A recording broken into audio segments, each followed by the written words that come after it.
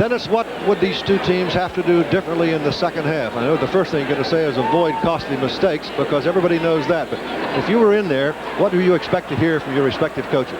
Well, you're exactly right when you say mistakes have been the difference in the ball game thus far in the first half. I'd come out and I'd hope that my team was relaxed like they were in the first half. You got to encourage Campbell to continue to mix up his offensive plays and let his backs run with the ball, as well as try to throw the ball to him. And Hohensee has just had a terrific first half. I believe he was 12 out of 13 with just one interception.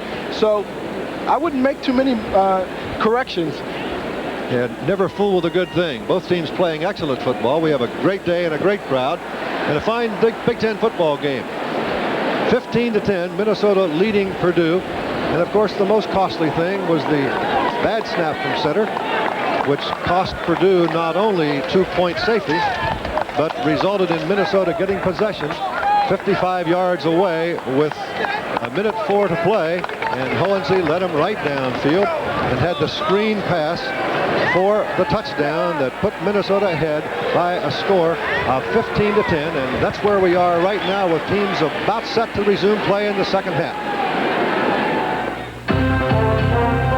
CBS Sports coverage of today's game is sponsored by Mazda and the full line of sophisticated Mazda products. Honeywell, you should see what we do with computers. And by improved Prestone 2 antifreeze. It locks out rust and corrosion.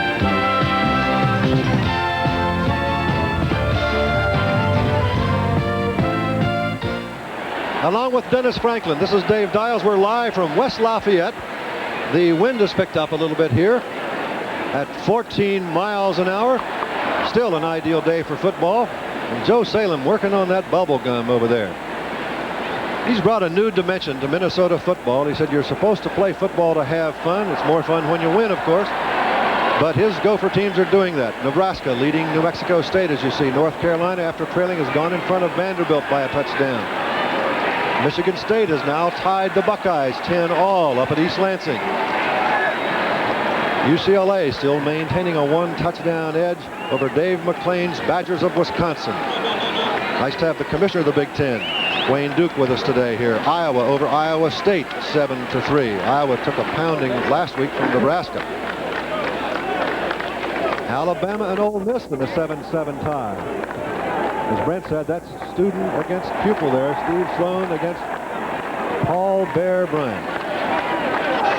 You know, we talked about this fullback here, Rodney Carter for Purdue. Do you know, Dennis, that he is only 17 years old and will not celebrate his 18th birthday until the day that I think Purdue plays the Buckeyes of Ohio State. Well, he could give himself a present and Earl Bruce Fitz that day. Minnesota out in front quickly, 7-0. 75 yards in 10 plays. Hohensee to Carroll. Gallery the point after for a 7-0 lead. Purdue, after missing one field goal attempt, came back and got a field goal and then took the lead. It was 10-9 with 1:04 to play. Hohensee down the field. You know, near the conclusion of today's football game, as well as every CBS NCAA football telecast this season, the commentators will be selecting the Chevrolet Most Valuable Players from each competing team. Chevrolet donates a $1,000 scholarship to the General Scholarship Fund of each Most Valuable Player school to assist qualified students in all chosen academic disciplines. This is the 12th year of the Chevrolet Scholarship Program, and we here at CBS Sports are delighted to be a part of such a beneficial activity. Here you see the Purdue cheerleaders encouraging the fans and hopefully the players to perform just a little better in the second half. The Boilermakers on the short end of a 15-10 halftime count, and the Boilermakers will get the football at the start of the second half.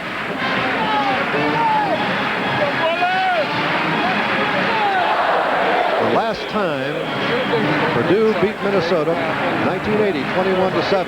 We mentioned these teams have played ever since 1894.